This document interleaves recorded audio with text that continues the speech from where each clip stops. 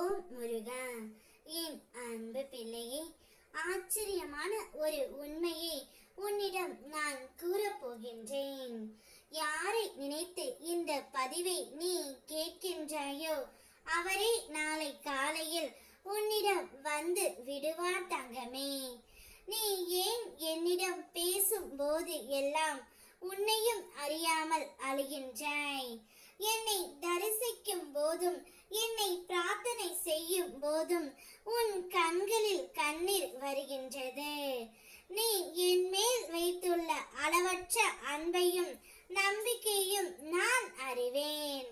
நீ இதுவரை இழந்ததை மீட்கும் சக்தி நிச்சயம் உனக்கு கிடைக்கும். உன்னுடைய பேச்சில் கவனம் தேவை.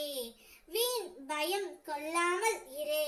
உன் பலம் உனக்கே இவ்வளவு உனக்கே தெரியாமல் இருந்தது. இனி தெரிய ஆரம்பிக்கும் பிள்ளையே. ஏனென்றால் நீ என் பிள்ளை அப்பா. என் பிள்ளை உனக்காக பலமின்றி போகும். விரைவில் நீ உன் பலத்தை வெளிப்படுத்துவாய் பிள்ளையே. நீ யார் என்பதை நிச்சயம் இந்த உலகம் அறியும். நாளையே உன்னுடைய வாழ்க்கையில் ஒரு சிறு மாற்றம் வரும். சில விஷயங்களை நீ வேண்டினாய், அது உனக்கு நாளையே கிடைக்க போகின்றது. யாரை நினைத்து நீ விரும்பிக் கொண்டு இருக்கின்றாயோ, யார் என்னிடம் வர வேண்டும் என்று ஏங்கிக் கொண்டு இருக்கின்றாயோ, யார் இல்லாமல் உன்னால் இருக்க முடியவில்லையோ, நாளை நிச்சயம் அந்த நபர் உன்னிடம் வந்து விடுவார் தங்கமே.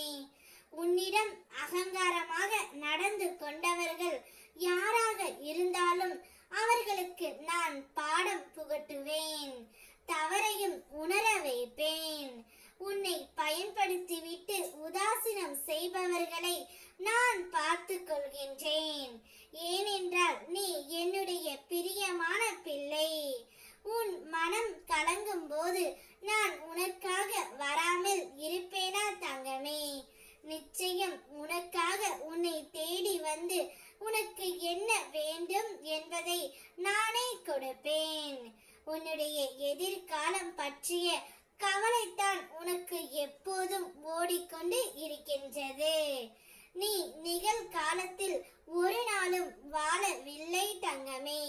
கொஞ்சம் ஓய்வு எடு. உடலுக்கும் மனதுக்கும் ஓய்வு கொடு.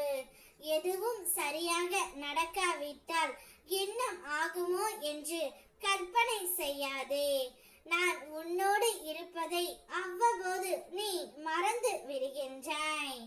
நிச்சயம் நான் உன்னோடு இருந்து உனக்கு தேவையானவற்றை நான் கொடுக்கின்றேன். உன்னுடைய உறவையும் நாளை உன்னிடம் அழைத்து வந்து மிக சிறப்பாக